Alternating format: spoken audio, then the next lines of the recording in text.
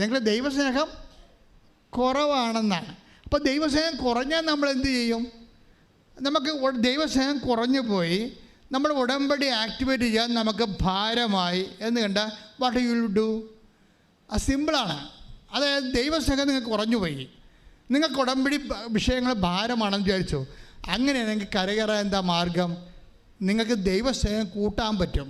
ദൈവസ്നേഹം എങ്ങനെ കൂട്ടും? നമ്മൾ ദൈവസ്നേഹം കൂട്ടണമെങ്കിൽ ദൈവം പറഞ്ഞ കാര്യങ്ങളൊക്കെ നോക്കി വെക്കണം. എന്നിട്ട് ജീവിതത്തിൽ അത് മാത്രം ചെയ്തുകൊണ്ടിരിക്കണം. നിങ്ങളൊന്ന് ചിന്തിച്ച് നോക്കിക്കേ. ഇപ്പോൾ 1 യോഹന്നാൻ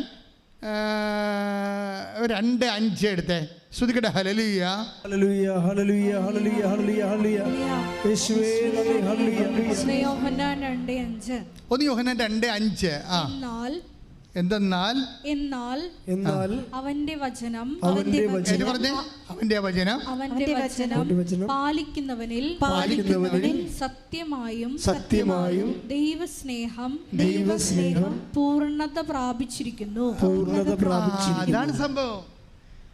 അപ്പം ദൈവസ്നേഹത്തിന് ഹാഫുണ്ട്, ഒരു ക്വാർട്ടറുണ്ട്, ഒരു ഹാഫുണ്ട്, ഒരു മുക്കാലുണ്ട്, ഒരു ഫുള്ളുണ്ട്. അപ്പോൾ ഈ ദൈവസ്നേഹത്തിൻ്റെ ഫുള്ളിലേക്ക് എങ്ങനെയാണ് വരണത്? എന്തെന്നാൽ പറഞ്ഞേ, എന്തെന്നാൽ അവന്റെ വചനം പാലിക്കുന്നവനിൽ ദൈവസ്നേഹം പൂർണ്ണമായിരിക്കുന്നു.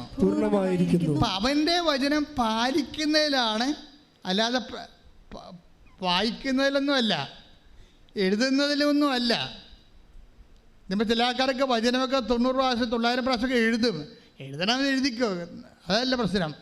ദൈവസ്നേഹം പൂർണ്ണമാകുന്നത് അത് പാലിക്കുന്നതിലാണ്. 1 യോഹന്നാൻ 2:5 എന്ന് പറഞ്ഞ്, എന്തെന്നാൽ അവന്റെ വചനം പാലിക്കുന്നവനിൽ ദൈവസ്നേഹം പൂർണ്ണമായിരിക്കുന്നു. അവന്റെ വചനം പാലിക്കുക എന്ന് വെച്ചാൽ അതിൻ്റെ അർത്ഥം എന്താണ്? ഉടമ്പടി ജീവിക്കുക എന്നാണ്. അവൻ പറയണ പോലെ ചെയ്യുക. ക്ലിയർ അല്ലേ? അവൻ 2:5